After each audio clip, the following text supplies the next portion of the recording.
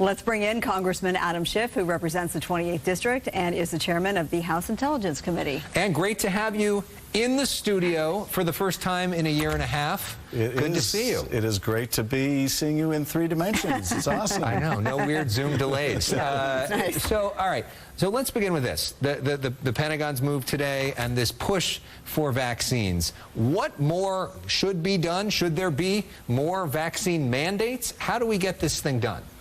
Well, I'm glad to hear the news in terms of the Pentagon, and that's probably a really good place to start because there's a long history, tradition, practice of, frankly, requiring service members to get all kinds of vaccinations. So it won't come as a culture shock, and the military is a big part of our population, so that's going to help.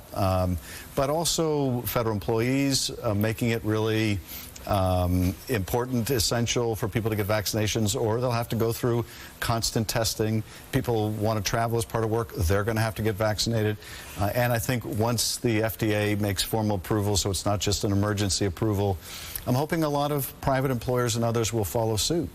It's the only way we're going to really put this pandemic behind us. And of course, on the other side, there's a lot of people who say it's a government overreach. Today, in fact, we had healthcare workers protesting outside of local hospitals. They're upset about California's mandate for healthcare workers. They call it medical tyranny. What do you say to one woman who said that we lose this fight, we lose our country?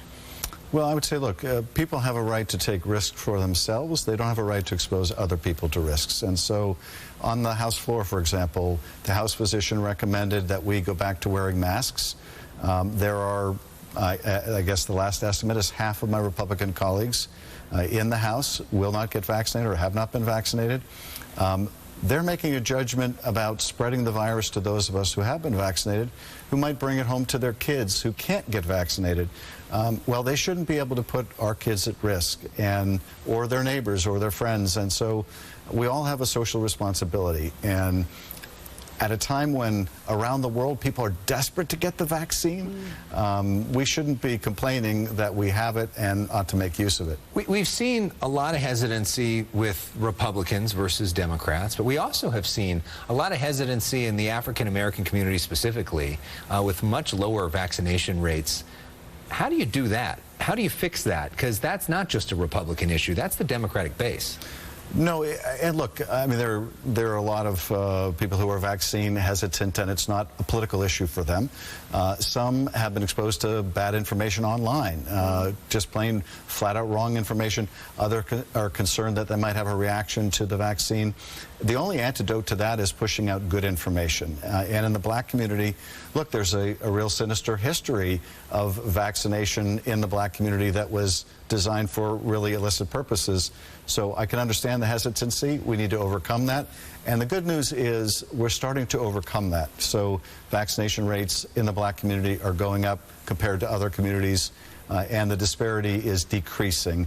The other part of the good news is that on the whole, as this Delta variant has surged, people are getting the message, and we're seeing requests for vaccination now go up pretty substantially. Yeah, in California, vaccination appointments have increased to almost 50% in the last few weeks, so that is significant progress there. I'm curious because you spend a lot of time, of course, in Washington, D.C., our nation's capital, because you have to. How often are you on the ground mingling with your constituents locally, and what are you hearing from them as it relates to the coronavirus pandemic? You know, it's been wonderful, frankly, to be able to see my constituents again during much of the pandemic. I only got to see them when I was doing food deliveries. And what I'm hearing from them is, I think, being reflected around the country, which is those who are vaccinated are becoming increasingly intolerant of those who are not, or refuse to be, or refuse to wear a mask and take precautions. And so the divide seems to be hardening to some degree. But if we're ever really going to be able to put this behind us, we're going to have to get to that kind of herd immunity, which means we're going to need to get vaccinated. And I'm glad to see vaccination rates finally going up. So let's talk about another big issue. The House is out of session this week. The Senate is not. The Senate about to pass this massive bipartisan infrastructure bill, one of the biggest pieces of bipartisan legislation we've seen in years. It now goes to the House. Do you have the votes to pass it in the House? What's next? We will have the votes to pass it if it's accompanied by a human infrastructure bill. That is, this is a two-step process. One is focused on roads and bridges and highways and what we consider traditional infrastructure. The other is focused on early childhood education, on helping kids afford college, on investing in the human infrastructure, expanding the child tax credit for families. And we don't have the votes to pass either without the other, but we do have the votes to pass both together. And so the first step, I think, is very positive, but it's not the end of the process. Are you worried that you'll pass both and that the Senate won't pass the other one, won't pass the human infrastructure? Well, I am worried about it because we're going to clearly get the bipartisan physical infrastructure bill, and we need the Senate to produce the human infrastructure bill because I'm confident we can get the votes in the House to do both. The Senate is more in doubt. Well, yes, it is a bipartisan bill, but there on the other side, allow me to, the GOP and Republicans will say there's a lot of Democratic pork in there. It's going to add to the deficit. It's going to make people more dependent on the government, and you say? Well, in terms of the bipartisan package that is on the verge of passage, that has a lot of Republican buy-in to it. The human infrastructure bill doesn't have much Republican buy-in to it. And all I can say is this is a different priority of the parties. When the Republicans were controlling everything, they spent $2.2 trillion we didn't have on a tax cut for very wealthy families and corporations.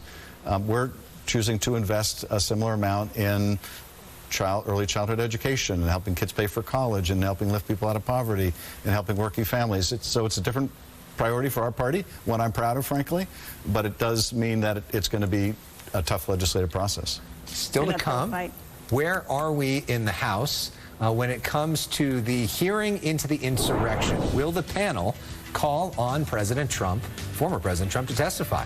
We will get an update. More with Congressman Adam Schiff next. We're back with Congressman Adam Schiff, the chair of the House Intelligence Committee and a member of the January 6th Commission. Yeah, we just heard the first hearings wrapped up last month, not long ago at all. We heard from 4 officers during the first set of hearings. So what is next? We've been in the process of trying to figure out, okay, what's our next hearing going to be? The first one was really powerful. We want to match it with another powerful hearing. But there's a lot of work to be done in the interim. We're ramping up our staffing. Ideally, we would get documents that we can ask the witnesses about for our subsequent hearings. And those subpoenas and requests for information need to go out. So we're still very early on. We feel like we're building the plane as we're flying it. When we looked at the 9/11 Commission, it was months before they had their first hearing. We've only been together as a committee for weeks. So we're already ahead of the game, but we have a lot more work to do. Is President Trump going to testify?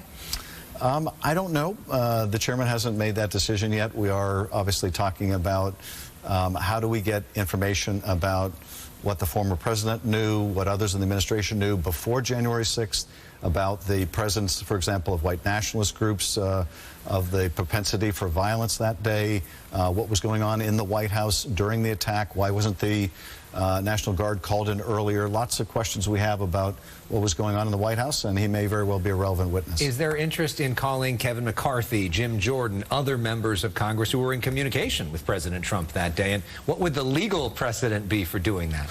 There's a lot of interest in that, and they certainly appear to be pertinent. In the case of Kevin McCarthy, he spoke with the president while the attack was going on and told colleagues, Republican colleagues, about that conversation and how the former president purportedly said, well, clearly those people or something to that effect care more about the election than you do, McCarthy. Something along those lines. So we want to get to the bottom of just what exactly was said. And Jordan has said that he was in communication with the president also. In terms of precedent, there is a precedent in the Russia investigation. We had 2 members, one Democrat, one Republican, deposed in that investigation. Now, they did so voluntarily. And there's a big question mark, of course, as to whether these people like McCarthy will be voluntary witnesses or not. If you had to guesstimate when the next hearings would be, how soon? I think that we're not likely to be able to do another hearing during August. So the earliest would be September. But it will all depend on the availability of witnesses and whether we get the information that we need to prepare for it before then. And at least you guys are getting along behind the scenes? You know, we are. I think everybody on the committee is, you know, determined to get to the truth, make it nonpartisan, fact-based, and write a comprehensive report. All right, Congressman Adam Schiff, thank you so much for coming in. Thank you for being Great to here. see you Great to again see you. in person. In person. Yeah.